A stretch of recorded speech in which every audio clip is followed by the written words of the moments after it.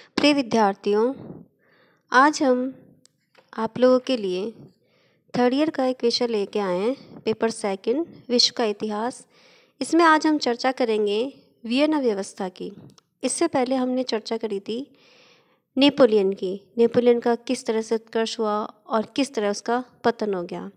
उसके बाद वियना समझौता हुआ था और इस वियना समझौते में क्या विशेष था, आज हम इसकी चर्चा करेंगे। तो देखिए, सबसे पहले हम बात करते हैं वियना कांग्रेस में स्थापित प्रादेशिक व्यवस्था की। तो नेपोलियन के पतन के बाद यूरोप की विजयी शक्तियाँ ऑस्ट्रिया की राजधानी वियना में 1814 से 1815 में एकत्रित हुई। इनका उद्देश्य यूरोप के उस मानचित्र जिसे नेपोलियन के युद्धों और विजयों ने अस्त व्यस्त कर दिया था को पुनर्व्यवस्थित करना था। यह नीति स्वार्थों वाला और घोर प्रतिक्रियावादियों की एक बहुरंगी भीड़ थी, जिसका वास्तविक उद्देश्य था विजित की संपत्ति का विजयी व्यक्तियों के बीच बंटवारा करना। 3 प्रमुख सिद्धांतों ने उनका मार्ग निर्देशन किया: विजयी राष्ट्र को पुरस्कार तथा पराजित राष्ट्र को दंड। जहाँ संभव हो वहाँ क्रांति के पहले की व्यवस्था को पुनर्स्थापित करना तथा भविष्य में यूरोप की शांति बनाए रखने के लिए एक व्यवस्था करना। संपूर्ण व्यवस्था में जिस एक सिद्धांत को मान्यता नहीं दी गई वह था किसी राज्य में प्रजा द्वारा स्थापित सरकार में उस प्रजा की इच्छाओं को किस प्रकार महत्वपूर्ण स्थान दिया जाए, इस बात को कोई मान्यता नहीं दी गई। सबसे पहले वियना व्यवस्था में सबसे पहले फ्रांस के साथ एक संधि की गई। पराजित शक्ति के प्रति इसकी सापेक्षिक उदारता इस संधि की सबसे अधिक आश्चर्यचकित कर देने वाली विशेषता थी। इस संधि के नियामकों ने यह समझा कि फ्रांस को एक दूसरे या तीसरे दर्जे का राज्य बना देने से किसी उपयोगी उद्देश्य की पूर्ति नहीं होगी। विजयी शक्तियाँ पुनर्प्रतिष्ठित बुर्बो राजवंश को एक कठोर शांति संधि के द्वारा लाचार बना देने को इच्छुक नहीं थी। सब कुछ के बाद भी नया राजा युद्धों के लिए जिम्मेदार नहीं था। अतः 1 नवंबर 1792 को फ्रांस के पास जितने सारे क्षेत्र थे वे सभी उसी के पास रहने दिए गए। शेष विजित प्रदेशों को उसे लौटा देना पड़ा। इस प्रकार पराजित राज्य दंडित किया गया। भविष्य में फ्रांस को यूरोप की शांति भंग करने से रोकने की नीयत से वियना में एकत्र राजनयिकों ने फ्रांस के चारों ओर पड़ोसी राज्यों का एक सुरक्षात्मक अवरोध खड़ा कर दिया। फ्रांस की सीमा से सटे हुए राज्यों से इन अवरोधों को निर्मित किया गया। पूर्ववर्ती डच गणराज्य तथा ऑस्ट्रियाई नीदरलैंड यानी पोलैंड और बेल्जियम को एक साथ मिला दिया गया। फ्रांस की पूर्वी सीमा पर प्रशा के साथ कई छोटे जर्मन राज्यों को मिलाकर एक घेरा बनाया गया। प्रशा को राइन नदी के बाएं तट पर एक क्षेत्र पर अधिकार दे दिया गया। स्विट्जरलैंड को कैंटनों के स्वतंत्र संघ के रूप में पुनर्स्थापित किया गया। सार्डिनिया के इटालवी राज्य में पिडमांट तथा जेनोवा, नाइस तथा सेवाय के एक हिस्से को शामिल कर इस राज्य का और विस्तार किया गया। फ्रांस की दक्षिण पश्चिमी सीमा पर एक बुर्बो शासक के अंतर्गत स्पेन को रखा गया और दक्षिण में ऑस्ट्रिया भी पुरस्कृत हुआ। इटली के 2 प्रांत लोम्बार्डी और वेनेशिया उसके अधिकार में आ गए। केंद्रीय तथा उत्तरी इटली के 3 छोटे छोटे उपराज्य टस्कनी, परमा और मोडेना भी ऑस्ट्रियाई राज परिवार से संबंधित राजकुमारों के अधीन कर दिए गए। वियना व्यवस्था के दूसरे प्रावधानों के अनुसार स्वीडन को नॉर्वे पर अधिकार रखने की इजाज़त दी गई तथा फिनलैंड पर रूस का अधिकार कायम हुआ।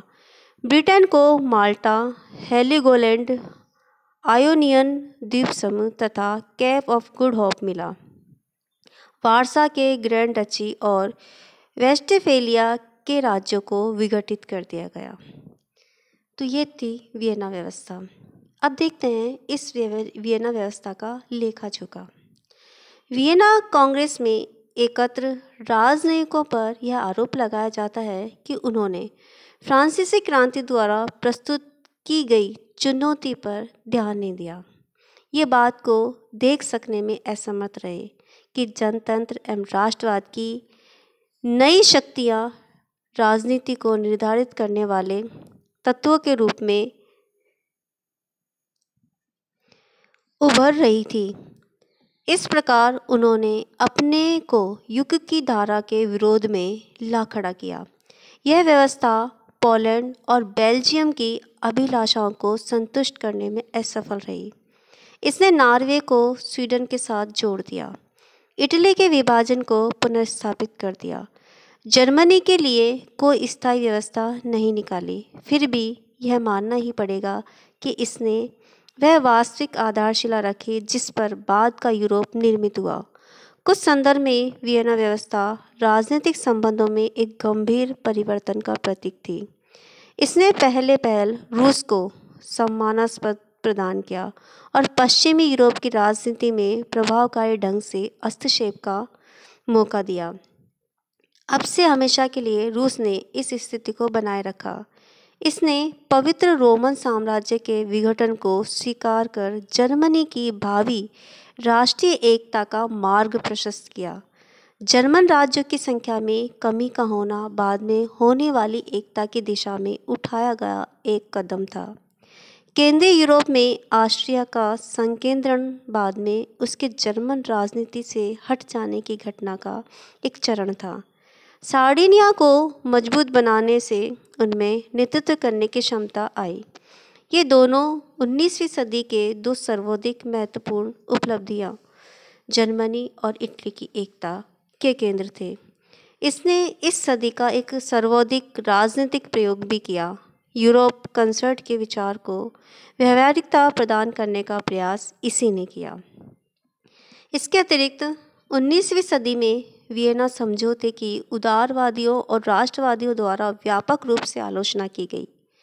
आलोचना का मुख्य लक्ष्य मैटरनिख था, जो अनुदारवाद और प्रतिक्रियावाद का प्रतीक माना जाता है। उसकी आलोचना का मुख्य मुद्दा यह था कि उसने अत्यंत निर्मम रूप से विभिन्न देशों के विभिन्न क्षेत्रों को वहाँ के वाशिंदों की इच्छा की परवाह किए बिना अन्य देशों से जोड़ दिया।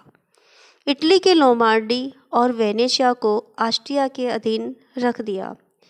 सेवाए घाटे को पूरा करने के सिद्धांत के इस अतिरिक्त क्रिया का और कोई औचित्य नहीं था, क्योंकि मजबूत बनाए गए हॉलैंड के राज्य के निर्माण हेतु ऑस्ट्रिया ने नीदरलैंड में अपने प्रांतों बेल्जियम पर से अपना अधिकार हटा लिया था। इसलिए क्षतिपूर्ति के रूप में उसे अन्य जगहों के भूभाग दिए गए। लोम्बार्डी और वेनेशिया की इटालवी भाषाभाषी जनता ऑस्ट्रिया के हाब्सबर्ग के शासकों की अधीनता स्वीकार करना चाहेगी या नहीं, यह बात वियना की व्यवस्था निर्माताओं के लिए अर्थहीन थी। वियना राजनयिकों द्वारा राष्ट्रीय अभिलाषाओं की उपेक्षा किए जाने का दूसरा उदाहरण था। प्रशा, ऑस्ट्रिया, रूस द्वारा पोलैंड के बड़े भूभाग पर अपना आधिपत्य जमाए रखा। अब देखते हैं वियना के राजनयिकों की सूझबूझ क्या थी। क्या 1815 ईस्वी के इन राजनयिकों को इन आरोपों से मुक्त किया जा सकता है? सर्वाधिक निश्चित उत्तर यह है कि ये आरोप ही असामयिक थे। क्षेत्रों और बासिंदों के ऐसे स्थानांतरण का अभ्यास सदियों से किया जाता रहा था तथा यह यूरोपीय राजनीति की परंपराओं के सर्वथा अनुकूल था। ऐसी घटनाओं पर किसी भूभाग के बासिंदे भी अपनी कोई प्रतिक्रिया जाहिर नहीं करते थे, जैसा एक सदी के बाद उसकी संतान करने लगी। यह सत्य है कि फ्रांसीसी क्रांतिकारियों ने जनता की संप्रभुता सिद्धांत पर बल डाला था और क्रांति के दौरान अपने राष्ट्र के प्रति फ्रांसीसियों की भावना परिवर्तित हुई थी, लेकिन यह अनुमान लगाया जाता होगा कि उसी युग में सभी यूरोपवासियों की भावनाओं में भी तदनुसार परिवर्तन हो गया था। यह निश्चित है कि नेपोलियन ने उन व्यक्तियों के मन में क्षुब्धता उत्पन्न कर दी, जिनको उसने जीता। जर्मन, इटालवी और पोलिश देशभक्तों ने अपने साथी देशवासियों के मन में राष्ट्रीय भावनाएं जागृत करने का प्रयास किया। प्रशा और पोलैंड में वे आंशिक रूप से सफल भी हुए, लेकिन जनसमूह के बीच राष्ट्रीय पहचान की एक बलवती भावना का विकास धीरे धीरे ही हुआ। 1815 ईस्वी में राष्ट्रीय पहचान की भावना भ्रूणावस्था में थी, अतः मैटरनिक, कैसलरे तथा उनके अन्य सहयोगियों की इस बात के लिए आलोचना करना गलत होगा। अब देखते हैं वियना राजनयिकों की दूरदर्शिता क्या थी। जर्मनी से संबंधित जो व्यवस्था वियना राजनयिकों ने की, वह उनकी राजनीतिक परख का द्योतक है। विजयी राज्यों की छत्रछाया में जर्मन राज्यों के असंख्य छोटे छोटे गणराज्य प्रकट हो गए। पवित्र रोमन साम्राज्य 1806 ईस्वी में विघटित कर दिया गया था। अगर अधिक वैधता के सिद्धांत का अनुसरण किया गया होता तो राज्यों के सभी शासकों को पुनर्प्रतिष्ठित कर दिया जाता, लेकिन वियना राजनयिकों ने यह अनुभव किया कि अतीत को पुनर्जीवित करने से लाभ नहीं होगा। सभी 396 उपराज्यों, धार्मिक तथा स्वतंत्र नगरों को, जिन्हें नेपोलियन ने पूरी तरह नष्ट कर दिया था, पुनर्स्थापित करना न तो संभव और न वांछनीय ही था। अतः पवित्र रोमन साम्राज्य के विघटन को स्वीकार करते हुए अतीत को वर्तमान बनाने का कोई प्रयास नहीं किया गया तथा 39 जर्मन राज्यों को एक ढीले ढाले संघ में संगठित कर दिया गया। विजयी के रूप में वे जिस लाभप्रद स्थिति में थे, उसमें कोई भी शक्ति वियना के उस प्रतिक्रियावादी समूह को सभी जर्मन शासकों को प्रतिष्ठित करने से रोक नहीं सकती थी, पर उन्होंने घटना स्थिति का व्यवहारिक दृष्टिकोण अपनाया तथा राजनेताओं जैसा व्यवहार किया। वियना समझौते के रचनाकारों की प्रशंसा उनके राजनीतित्व की क्षमता के लिए भी की जानी चाहिए। उनकी इस विशेषता के महत्व का पता 1919 ईस्वी में चला, जब प्रथम विश्व युद्ध में हारे जर्मनी पर मित्र राष्ट्र ने उसका नामो निशान मिटाने के उद्देश्य से एक आरोपित संधि थोप दी। जैसा कि हम सभी जानते हैं कि द्वितीय विश्व युद्ध के कारणों में से कई वर्षाए के इसी स्वरूप की देन थे। एक दशक से कुछ ही ज़्यादा अवधि के अंदर विघटन की प्रक्रिया शुरू हो गई। इस प्रक्रिया ने वियना कांग्रेस के कार्यों के पुनरावलोकन के लिए इतिहासकारों को प्रेरित किया तथा इसकी उपलब्धियों की ओर अधिक प्रशंसा की गई। अपनी खामियों के बावजूद और वर्साय संधि के विपरीत वियना समझौता कुछ अधिक स्थायी प्रमाणित हुआ, क्योंकि इसमें 1815 ईस्वी के शांति निर्माताओं ने फ्रांस के साथ अपेक्षाकृत न्यायपूर्ण व्यवहार किया था। पुनर्प्रतिष्ठित बुर्बो शासक पर दंडात्मक शांति थोपकर उसे लाचार कर देने की शक्तियों की अनिच्छा और इसके साथ साथ उनका यह विश्वास करना कि अंततः फ्रांस को एक बार पुनः बड़ी शक्तियों के बीच स्थान ग्रहण करना चाहिए, इन दोनों ने मिलकर उन्हें एक ऐसी संधि प्रस्तुत करने को प्रोत्साहित किया जिसे फ्रांस लगभग शताब्दी तक निभा ले गया। जब हम इस परिणाम की 1919 ईस्वी में जर्मनी पर थोपी गई वर्साय संधि के परिणाम से तुलना करते हैं, तब 1815 ईस्वी के शांति निर्माता उतने बुरे नज़र नहीं आते जितना कि उनके आलोचकों ने उन्हें कहा है। अपने पूरे रूप में वियना समझौता एक तर्कसंगत और प्रतिष्ठापूर्ण व्यवस्था थी, पर राष्ट्रवाद की शक्ति को नज़रअंदाज करना इसकी मुख्य त्रुटि थी। इस व्यवस्था के निर्माताओं ने नॉर्वे, फिनलैंड तथा बेल्जियम जैसे प्रदेशों के बाशिंदों की इच्छाओं का ख्याल किए बिना अपने हिसाब में शतरंज के मोहरों की तरह प्रयोग किया। राजनीतिक चाल, शक्ति तथा राजवंश से संबंधित सुविधाओं को राष्ट्रीय अथवा आर्थिक हितों के ऊपर स्थान दिया गया। यह एक ऐसा समझौता था जो पुरानी परंपरा के सम्राटों तथा अभिजात वर्गीय राजनयिकों द्वारा बनाया गया था तथा जिसमें 18वीं सदी की भावना निहित थी, लेकिन समझौता निर्माताओं को इस बात के लिए दोषी ठहराना कि वे राष्ट्रवाद और उदारतावाद की शक्ति को समझ पाने में असफल रहे उचित नहीं। क्योंकि 1815 ईस्वी में ये दोनों शक्तियाँ अत्यंत धुंधली अवस्था में थी। सच तो यह है कि वे अपने बीच पहले से हुए समझौते से बाध्य थे तथा उनके परस्पर विरोधी स्वार्थों के बीच किसी प्रकार का समझौतापूर्ण रास्ता निकालने की आवश्यकता से बंधे हुए थे।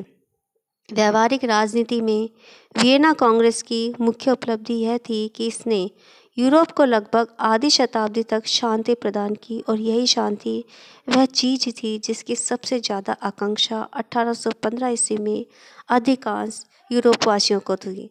तो ये थी नेपोलियन के बाद वियना व्यवस्था, जिसमें फ्रांस को एक शक्तिशाली राष्ट्रों के घेरे के बीच कैद कर दिया गया और फ्रांस को आगे यूरोप की शांति भंग न करे उसके लिए बाध्य कर दिया गया। अब हम आगे चर्चा करेंगे फ्रांस की क्रांति की अगले वीडियो में। तब तक के लिए नमस्कार, धन्यवाद।